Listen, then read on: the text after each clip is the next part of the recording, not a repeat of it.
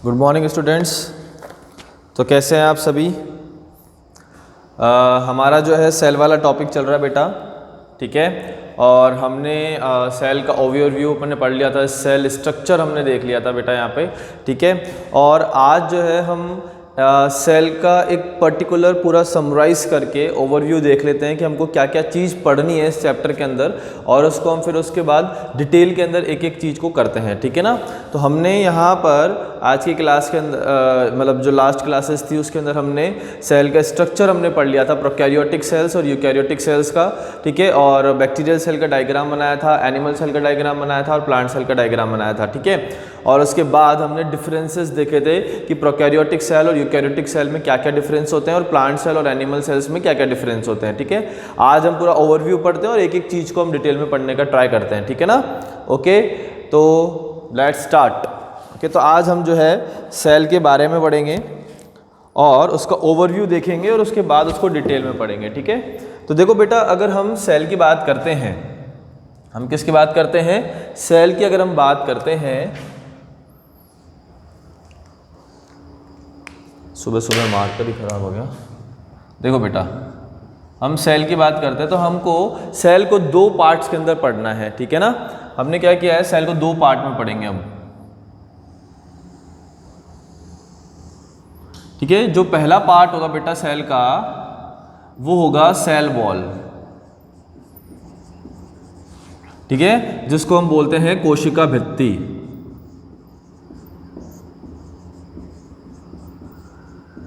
ठीक है। और दूसरा पार्ट जो हम पढ़ने वाले हैं बेटा, वो है प्रोटोप्लास्ट,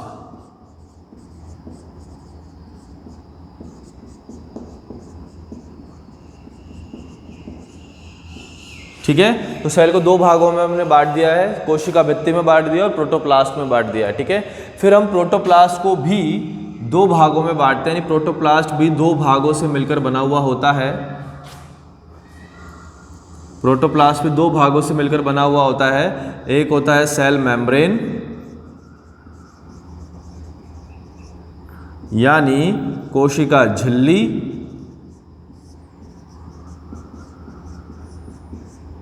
ठीक है। और जो दूसरा भाग होता है वो होता है प्रोटोप्लाज्म,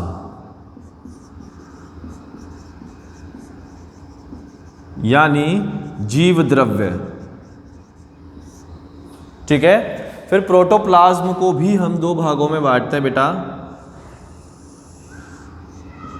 प्रोटोप्लाज्म भी दो भागों से मिलकर बना हुआ होता है, ठीक है, साइटोप्लाज्म और न्यूक्लियस।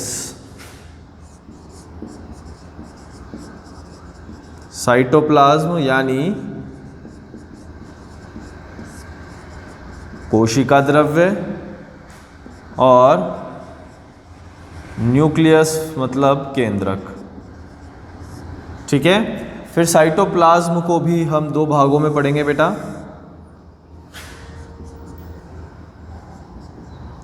एक पढ़ेंगे हाइलोप्लाज्म और एक पढ़ते हैं अपन ट्रोफोप्लाज्म, ठीक है। दूसरा भाग कौन सा? हाइलोप्लाज्म और ट्रोफोप्लाज्म। फिर ट्रोफोप्लाज्म को भी हम दो भागों में पढ़ेंगे बेटा। एक होता है कोशिकांग यानी सेल ऑर्गेनेली,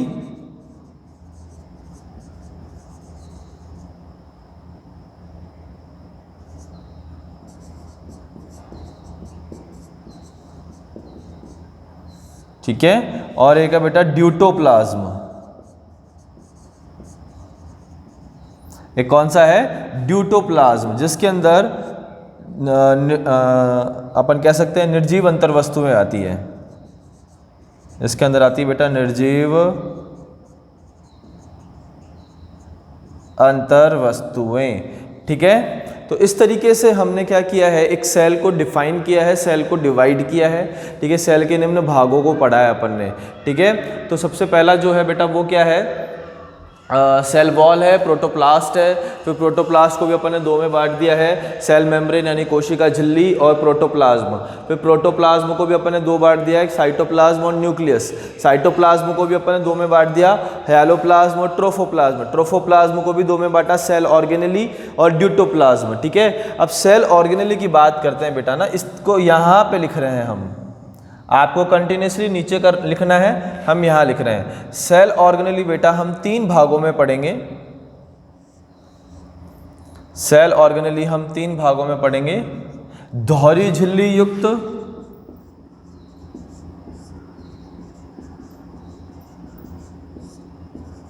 दोहरी झिल्ली युक्त,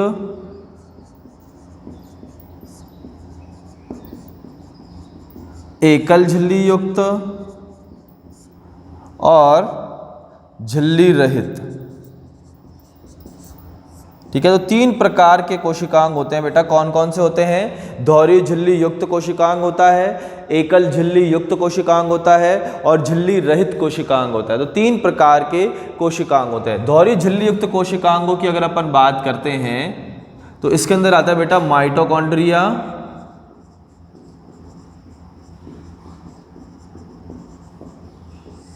और प्लास्टिड।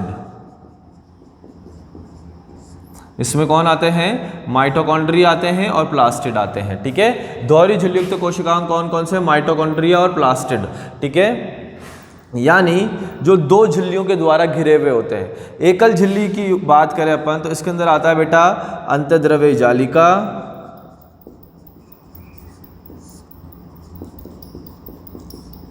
अंतःद्रव्यी जालिका, गोल्जी इकाई, लाइसोसोम,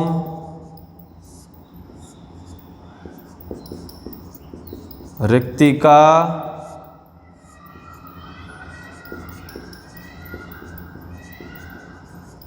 परऑक्सीसोम,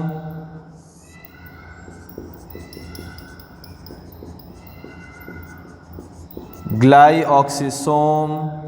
ठीक है, ये सारे के सारे जो कोशिकांग हैं वो एकल झिल्ली युक्त कोशिकांग है। और झिल्ली रहित कोशिकांगों की अगर अपन बात करते हैं तो इसके अंदर आता है बेटा राइबोसोम और सेंट्रोसोम।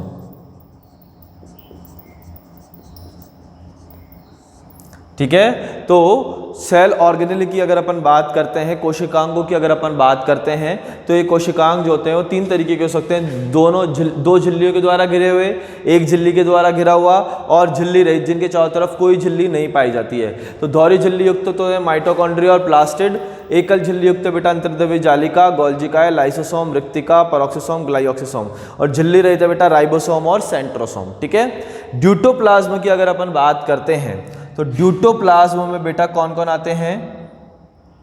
ठीक है, ड्यूटोप्लाज्म में आते हैं बेटा संचित भोजन,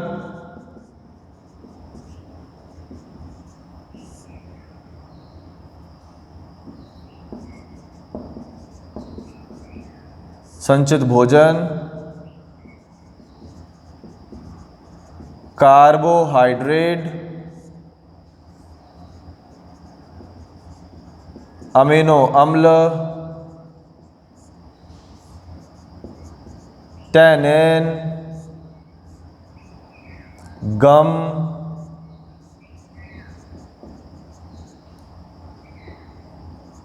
लेटेक्स, वसा व तेल। ठीक है, ये सारे के सारे जो निर्जीव अंतर वस्तुएं हैं वो सब किसके अंदर आती है? ड्यूटोप्लाज्म में आती है। ठीक है, फिर हम केंद्रक की बात करते हैं बेटा। तो केंद्रक के अंदर अपन को क्या क्या पढ़ना है? केंद्रक में अपन को पढ़ना है केंद्रक झिल्ली,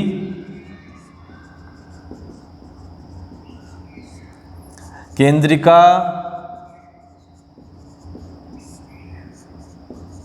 केंद्रक द्रव्य और क्रोमेटिन पदार्थ।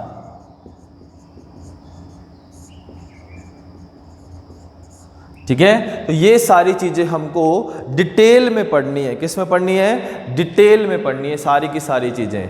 ठीक है, आप लोगों को समझ में आ गया होगा ये। उतार लो बेटा इसको फटाफट से। ओके तो सेल है, सेल को दो भागों में बांट दिया अपन ने, सेल वॉल में बांट दिया, प्रोटोप्लास्ट में बांट दिया। प्रोटोप्लास्ट मिलकर बना होता है कोशिका झिल्ली और जीव द्रव्य से, फिर जीव द्रव्य बना हुआ होता है कोशिका द्रव्य और केंद्रक से। फिर कोशिका द्रव्य के दो भाग होते हैं, हैलोप्लाज्म, ट्रोफोप्लाज्म। ट्रोफोप्लाज्म के भी दो भाग होते हैं, सेल ऑर्गेनेली और ड्यूटोप्लाज्म। ड्यूटोप्लाज्म के अंदर सारी की सारी अंतर वस्तुएं आती है जो कि निर्जीव होती है, ठीक है। सेल ऑर्गेनेल की बात करें तो तीन प्रकार से होगी, द्वारी झिल्ली युक्त, एकल झिल्ली युक्त और झिल्ली रहित। द्वारी झिल्ली युक्त की बात करें तो माइटोकॉन्ड्रिया और प्लास्टिड। एकल झिल्ली युक्त की बात करें अंतर्द्रव्य जालिका, गोल्जिका, लाइसोसोम, मृत्तिका, पेरोक्सिसोम, ग्लाइऑक्सिसोम। झिल्ली रहित जिसके चारों तरफ कोई झिल्ली नहीं होती है, राइबोसोम और सेंट्रोसोम। केंद्रक की अगर अपन बात करें तो इसमें क्या पढ़ना है अपन को, केंद्रक झिल्ली, केंद्रिका, केंद्रक द्रव्य और क्रोमेटिन पदार्थ, ठीक है। उतारो बेटा इसको फटाफट से, हमारा हो गया कंप्लीट। अब हम एक एक करके हर ऑर्गेनेल्स को पढ़ेंगे।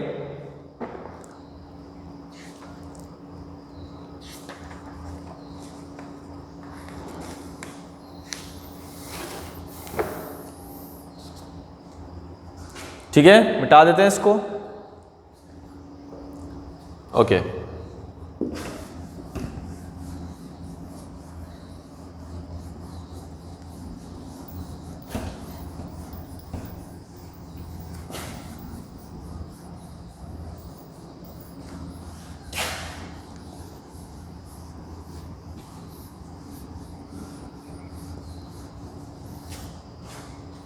ठीक है बेटा, अब हम जो है एक एक चीज़ को डिटेल में पढ़ने वाले हैं। तो सबसे पहले जो हम आज बात करने वाले हैं वो है सेल वॉल, जिसको हम कहते हैं कोशिका भित्ति। सेल वॉल, कोशिका भित्ति की हम बात करेंगे। तो कोशिका भित्ति जो होती है बेटा वो होती है एक दृढ़ और निर्जीव आवरण होता है, ठीक है, जो कोशिका झिल्ली के चारों तरफ पाया जाता है, ठीक है। यह दृढ़ व निर्जीव आवरण है जो जीवाणु, शैवाल, कवक व पादप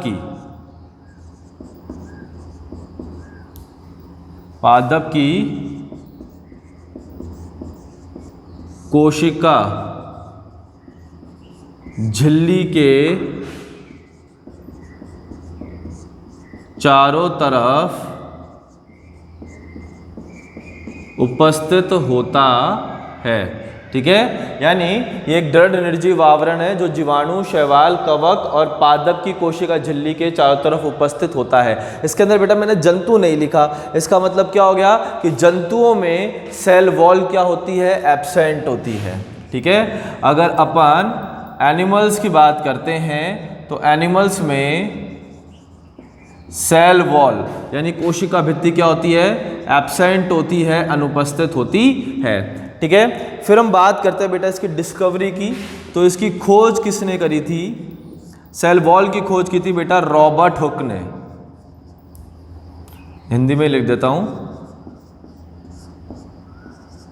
रॉबर्ट हुक ने इसकी खोज करी थी सेल वॉल की, ठीक है। फिर हम बात करें कि शैवाल की जो कोशिका भित्ति है वो किसकी बनी हुई होती है। अगर शैवाल की हम बात करते हैं, ठीक है, तो शैवाल की कोशिका भित्ति बनी होती है सेलुलोज,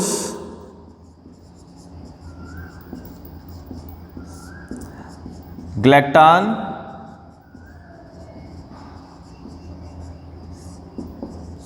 मैनान्स,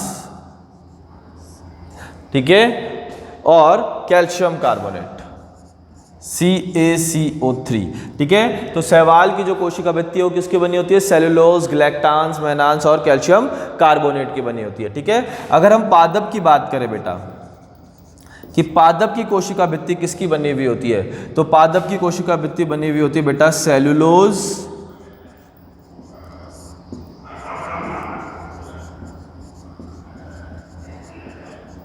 हेमीसेलुलोज और पैक्टीन की बनी हुई होती है। ठीक है, सेलुलोज, हेमीसेलुलोज और पैक्टीन की बनी हुई होती है। ठीक है, अगर हम बात करें बेटा जीवाणु की, तो जीवाणु की कोशिका भित्ति बनी होती है बेटा पेप्टिडोग्लाइकन की। ठीक है, जो कि एक प्रकार के पॉलीसैकेराइड से मिलकर बना होता है, पॉलीसैकेराइड और अमीनो एसिड से मिलकर बना होता है पेप्टिडोग्लाइकन। ठीक है, अगर हम बात करें बेटा कवक की, तो कवक की कोशिका भित्ति बनी हुई होती है काइटिन की। ठीक है, कवक की कोशिका भित्ति किसकी बनी हुई होती है? काइटिन की। ओके, एनिमल के अंदर सेल वॉल क्या होती है? एब्सेंट होती है। ठीक है, अब बेटा हम बात करें डायनोफ्लैजिलेट की। डायनोफ्लैजिलेट बेटा हम जब पढ़ेंगे प्रोटिस्टा पढ़ेंगे, तो प्रोटिस्टा के अंदर देखेंगे कि एक डायनोफ्लैजिलेट उसका एक मेंबर है। इसकी कोशिका भित्ति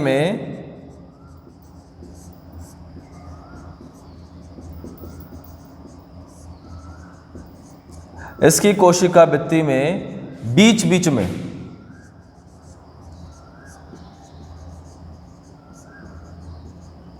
सेलुलोज की प्लेट पाई जाती है। बीच बीच में सेलुलोज की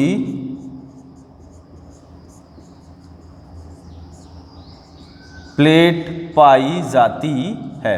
ठीक है, तो ये हमने पढ़ा कि शैवाल का जो सेल वॉल है सेलुलोज, ग्लैक्टांस, मेनांस का बना हुआ होता है। पादप का cell wall cellulose, hemicellulose, pectin का बना होता है। जीवाणु का सेल वॉल पेप्टिडोग्लाइकन का बना होता है। कवक का सेल वॉल काइटिन का बना होता है। डायनोफ्लैजिलेट की कोशिका भित्ति में बीच बीच में सेलुलोज प्लेट पाई जाती है। ठीक है, तो ये जितने भी मटीरियल है, ठीक है, कोशिका सेल वॉल, कोशिका भित्ति बनाने के लिए जितने भी पदार्थ हैं, इन सब का निर्माण कहाँ होता है? पादप में इन सब का निर्माण होता है गोल्जी बॉडी में। ठीक है, तो हम लिख सकते हैं यहां पर इंपॉर्टेंट नोट डाल देना ये कि पादप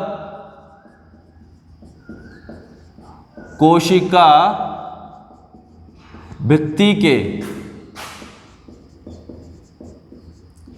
पदार्थों का निर्माण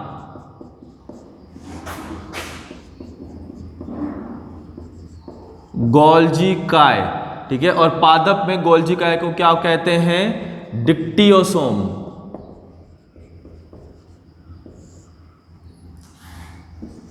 में होता है। ठीक है, तो पादप कोशिका भित्ति के पदार्थों का निर्माण गोल्जी काय यानी डिक्टियोसोम के अंदर होता है। यहां तक समझ में आ गया बेटा आप लोगों को? ओके, अब बेटा हम बात कर रहे हैं स्ट्रक्चर ऑफ सेल वॉल की, यानी कोशिका भित्ति की संरचना।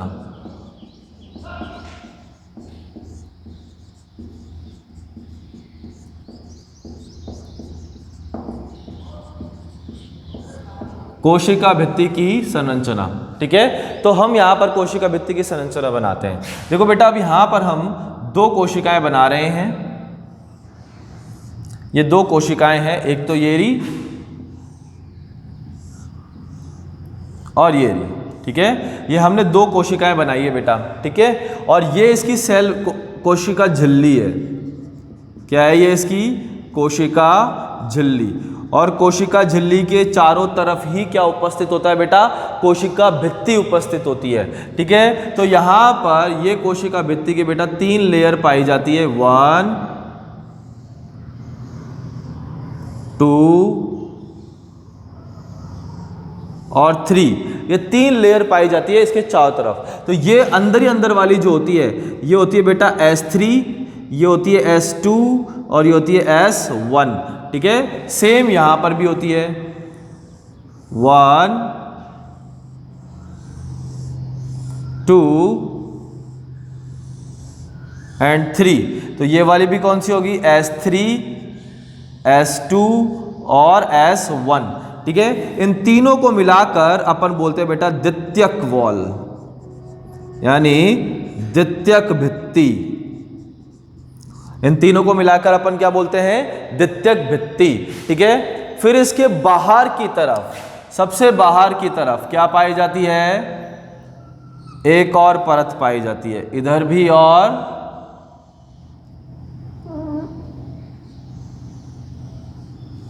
इधर भी, ठीक है। और ये जो परत है ये कहलाती है बेटा प्राथमिक भित्ति। ये क्या कहलाती है? प्राथमिक भित्ति, ठीक है। और ये आपको जो बीच का गैप दिखाई दे रहा है बेटा, ये वाला, इसको अपन बोलते हैं मध्य भित्ति, ठीक है, यानी मिडिल लैमेला, मध्य पटलिका। ओके, तो कोशिका भित्ति जो होती है वो किस किस से मिलकर बनी हुई होती है?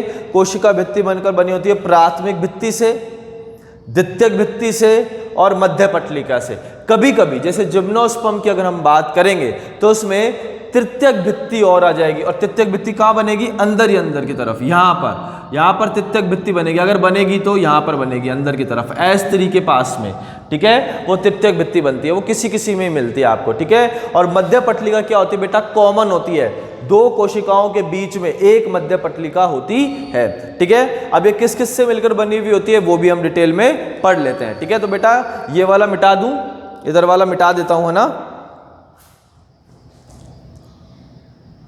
ठीक है। इधर वाला पार्ट हम मिटा देते हैं, ओके।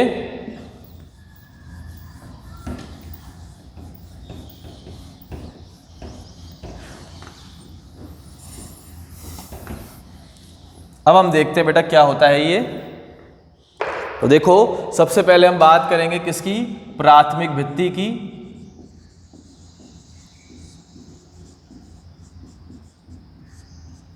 ठीक है, अगर हम प्राथमिक भित्ति की बात करें तो ये सबसे बाहरी परत है,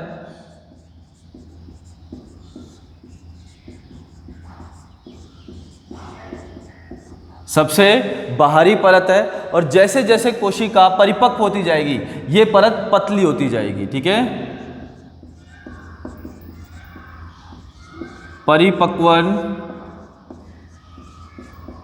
के दौरान पतली होती जाती है, ठीक है। परिपक्व के दौरान क्या होती जाती है? पतली होती जाती है, ठीक है। हम बात करें किस किस से मिलकर बनी हुई होती है, तो ये बनी होती है बेटा हेमीसेल्यूलोज, ठीक है, और सेलुलोज से। अगर हम इसके अमाउंट की बात करें तो इसमें हेमीसेल्यूलोज की मात्रा होती है ज़्यादा और सेलुलोज की मात्रा होती है कम, ठीक है। ऊपर का एरो ये दर्शाता है कि हेमीसेल्यूलोज की मात्रा ज़्यादा है और नीचे का एरो दर्शाता है कि हेमीसेल्यूलोज की मात्रा क्या है? कम है, ठीक है। फिर हम बात करते हैं बेटा द्वितीयक भित्ति की।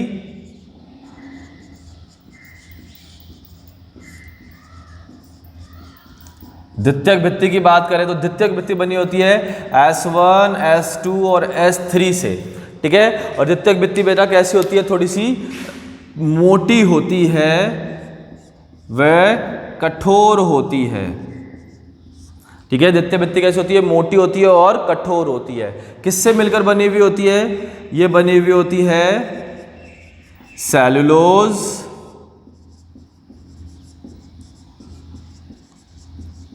हेमीसेल्यूलोज और पैक्टीन से, ठीक है। अगर हम इनके रेशो की बात करते हैं तो सेलुलोज यहाँ पर ज़्यादा होता है और हेमीसेल्यूलोज यहाँ पर कम होता है, ठीक है। और कहाँ पर होती है ये? कोशिका झिल्ली की तरफ होती है, ठीक है। कहाँ होती है?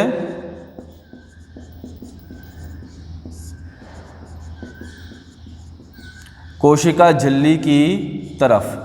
बेटा अगर बहुत सारी सेल है ना, मल्टी सेलुलर स्ट्रक्चर है, तो सबसे भारी परत होगी बेटा क्या? प्राथमिक भित्ति। और सिर्फ एक सेल की बात करते हैं तो सबसे भारी परत होगी मध्य पटलिका, ठीक है ना। अगर बहुत सारी सेल उपस्थित है तो सबसे भारी परत कौन सी होगी? प्राथमिक भित्ति। और अगर सिंगल सेल की बात करते हैं तो सबसे बाहर कौन सी परत होगी? मध्य पटलिका। ये ध्यान रखना, आप लिख लेना कहीं पे भी, ठीक है। उसके बाद अपन बात करते हैं बेटा तृतीयक भित्ति की। तृतीयक भित्ति की बात करते हैं तो तृतीयक भित्ति किसी किसी में पाई जाती है, तो ये पाई जाती है बेटा जिम्नोस्पर्म के ट्रैकिड में। ये सिर्फ और सिर्फ कहाँ पर मिलेगी? जिम्नोस्पर्म के ट्रैकिड में। और ट्रैकिड जो होता है ना बेटा, वो जाइलम का एक भाग होता है जो वाटर यानी जल और खनिज लवण के स्थानांतरण में मदद करता है। ठीक है, तो जिम्नोस्पर्म के ट्रैकिड में सिर्फ और सिर्फ क्या देखने को मिलेगा आपको, तृतीयक भित्ति, और ये बनी हुई होती है बेटा हेमिसेलुलोज और जाइलॉन से। ये बनी हुई होती है हेमिसेलुलोज व जाइलॉन से मिलकर बनी हुई होती है। ठीक है, किसकी बनी हुई होती है, हेमिसेलुलोज व जाइलॉन की बनी हुई होती है। ठीक है, फिर हम बात करते हैं बेटा मिडिल लैमेला की, यानी मध्य परत की, मध्य पटलिका। ठीक है, और मध्य पटलिका क्या होती है बेटा, दो सेल्स के बीच का भाग होता है। ठीक है, नहीं कॉमन लेयर होती है दो पास स्थित कोशिका के बीच की परत होती है, यानी दो कोशिकाओं के बीच की परत क्या कहलाती है, मध्य पटलिका कहलाती है, मिडिल लैमेला कहलाती है। और ये बनी होती है बेटा कैल्शियम व मैग्नीशियम पैक्टेट की। ये किसकी बनी होती है, कैल्शियम व मैग्नीशियम पैक्टेट की बनी हुई होती है। ठीक है, कैल्शियम पैक्टेट और मैग्नीशियम पैक्टेट की बनी होती है, और इसके अंदर कैल्शियम का अमाउंट जो थोड़ा होता है वो ज़्यादा होता है। इसमें कैल्शियम का अमाउंट क्या होता है, ज़्यादा होता है। समझ में आ गया यहाँ तक, कोई दिक्कत है?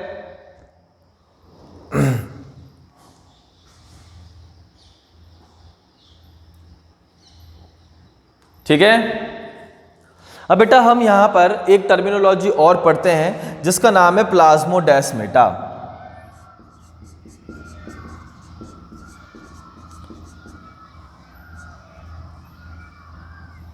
प्लाज्मोडेस्माटा। ठीक है, यहां पर एक टर्मिनोलॉजी और आती है जिसका नाम क्या है बेटा, प्लाज्मोडेस्माटा। ठीक है, तो दो पास स्थित कोशिकाओं का, दो पास स्थित कोशिकाओं का जो कोशिका द्रव्यी कनेक्शन होता है, साइटोप्लाज्मिक कनेक्शन होता है, उसी को अपन क्या बोलते हैं, प्लाज्मोडेस्माटा कहते हैं। ठीक है, तो हम लिख सकते हैं दो पास स्थित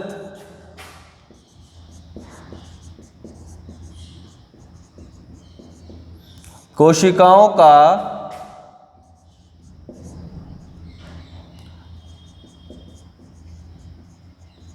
कोशिका द्रव्यी संयोजन। ठीक है, दो पास स्थित कोशिकाओं का कोशिका द्रव्यी संयोजन क्या कहलाता है, प्लाज्मोडेस्माटा कहलाता है। ठीक है, यानी बेटा अगर हम बनाए कोशिका भित्ति में इस तरीके से प्लाज्मोडेस्माटा उपस्थित होते हैं, इस तरीके से। ठीक है, एक जंक्शन होता है जिसके माध्यम से यहां का कोशिका द्रव्य यहां जा सकता है और यहां का कोशिका द्रव्य यहां आ सकता है, यानी दो कोशिकाओं के बीच स्थित जो कोशिका द्रव्यी संयोजन है वो क्या कहलाता है, प्लाज्मोडेस्माटा। और ये आपको किस में देखने को मिलेगा, प्लांट सेल में। ये आपको किस में देखने को मिलेगा बेटा, प्लांट सेल में देखने को मिलेगा। किस में देखने को मिलेगा, प्लांट सेल में। ठीक है, तो दो पास स्थित कोशिकाओं का कोशिका द्रव्य संयोजन क्या कहलाता है, प्लाज्मोडेस्माटा कहलाता है। यहां तक आ गया बेटा समझ में, कोई दिक्कत है? अब हम बात करते हैं बेटा कोशिका भित्ति के कार्यों की, कि कोशिका भित्ति के क्या क्या कार्य होते हैं। तो सबसे पहला कार्य क्या है, कोशिका को शेप प्रोवाइड करवाना। ठीक है, पहला कार्य लिखो आप, कोशिका भित्ति के कार्य।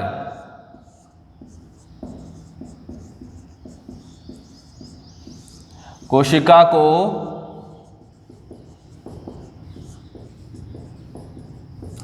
आकार प्रदान करना।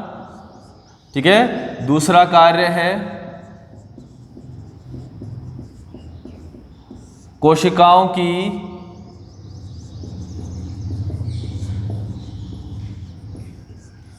सुरक्षा करना, कोशिकाओं की सुरक्षा करना।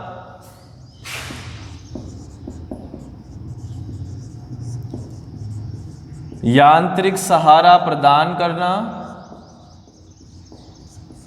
कोशिकाओं की सुरक्षा करना, यांत्रिक सहारा प्रदान करना, ठीक है, कोशिकाओं के बीच आपसी संपर्क स्थापित करना,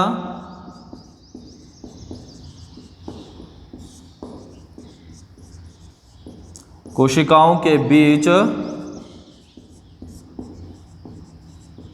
आपसी संपर्क स्थापित करना,